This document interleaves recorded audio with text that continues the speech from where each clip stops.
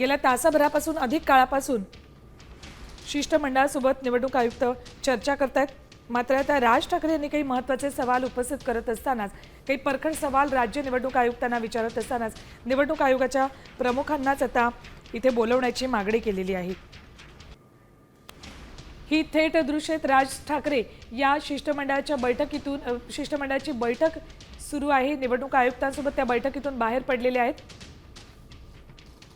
पत्रकार परिषदेमध्ये आता राज ठाकरे उपस्थित असतील की नाही हे काही क्षणांमध्ये आपल्याला कळेल, कारण वायबी चव्हाण सेंटरमध्ये ही पत्रकार परिषद होते। राज ठाकरे आता तिथे जातील की मग ते थेट शिवतीर्थावर जातील याकडे लक्ष असेल। काही वेळापूर्वी जेव्हा या बैठकीसाठी म्हणून इथे सर्व नेते येत होते त्यावेळेला राज ठाकरे, उद्धव ठाकरे आणि आदित्य ठाकरे हे एकत्रितरित्या आले। मात्र आता या बैठकीतून राज ठाकरे सर्वात आधी बाहेर पडलेले आहेत। राज्य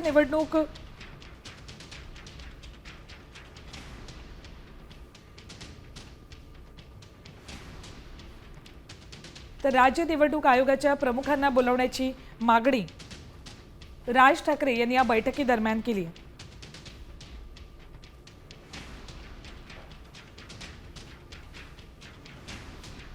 सध्या आयुक्तांसोबत ही बैठक सुरू आहे। महाविकास आघाडी आणि मनसेचं शिष्टमंडळ या बैठकीमध्ये निवडणूक आयोगापुढे काही सवाल उपस्थित करते आणि निवडणूक आयोगाच्या कार्यपद्धतीवर शंका उपस्थित करत असताना काय त्रुटी त्यात आहे त्या त्रुटी सुद्धा मांडल्या जात आहेत, पुरावे सुद्धा दिले जात आहेत। बैठक अजूनही सुरू आहे। राज ठाकरेही काही वेळासाठी या बैठकीतून बाहेर आलेत, मात्र पुन्हा एकदा त्या बैठकीत सहभागी होत आहेत।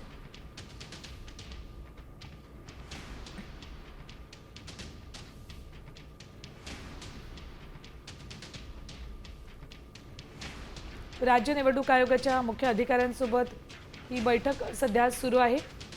मात्र या बैठकीत आता मुख्य निवडणूक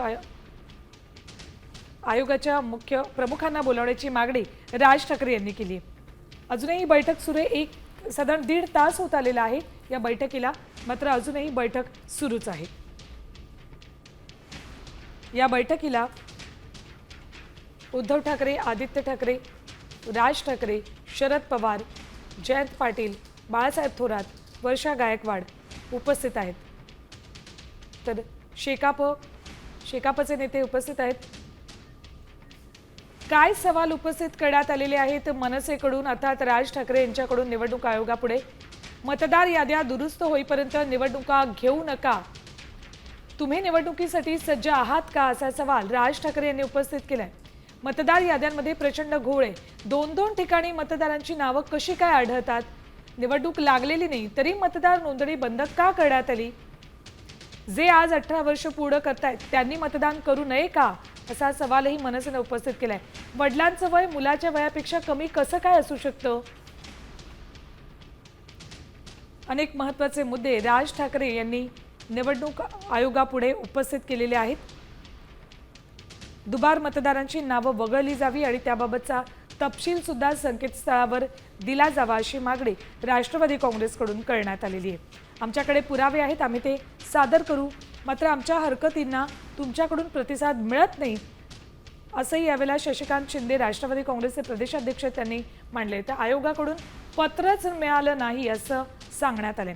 जयंत पाटलांनी काय आक्षेप घेतलेत बघा। दिल्लीला आणि महाराष्ट्र आयोगाला पत्र दिलं होतं, आयोग म्हणतोय की पत्र चाललं नाही, आमच्याकडे मात्र पुरावे आहेत असं जयंत पाटील यांनी म्हटलंय। अनेक घरं अशी आहेत जे अस्तित्वात नाहीत पण तिथे मतदारही आहेत। दुबार मतदारांसाठी एखादा सॉफ्टवेअर वापर करून ते काढून टाका असंही जयंत पाटील यांनी मुद्दा मांडलाय। याद्यांमध्ये दुरुस्ती तातडीने केली जावी असाही मुद्दा जयंत पाटील यांनी उपस्थित केलाय। तर आपण जे मतदान करतो ते कुठे जातंय हेच कळत नाही। देशात आत्ता कुठे मतदान होतंय का, तर तसं नाही। म्हणूनच निवडणुकीसाठी आता व्हीव्हीपॅट आणा अशी मागणी उद्धव ठाकरे यांनी केली। आता isakal.com आहे देशातील नंबर 1 ची मराठी न्यूज वेबसाईट। प्रत्येक अपडेटसाठी isakal.com ला नक्की भेट द्या।